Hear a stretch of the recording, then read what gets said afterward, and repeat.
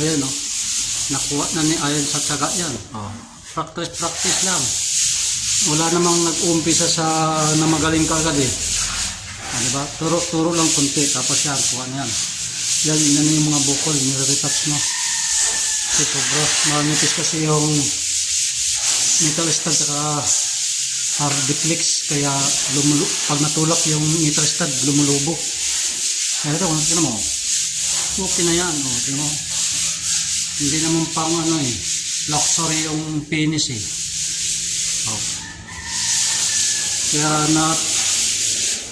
kailangan mag-practice lang talaga. Tuturuan mo kung paano para mapagaan yung trabaho. Kasi pag titirahin mo ng lahat yan, antay mo ikaw matapos. Tapos hindi sila.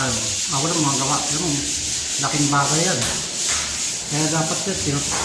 Yung pag hindi marunong, tuturuan mo talaga.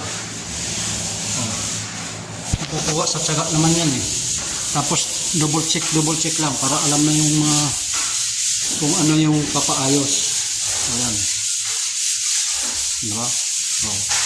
Kasi yan lumubo kaya batakan ko ng malapad oh. Kasi hindi na kaya tulak. Ayan. Okay naman. Ayan. Naka-primer na lahat yan.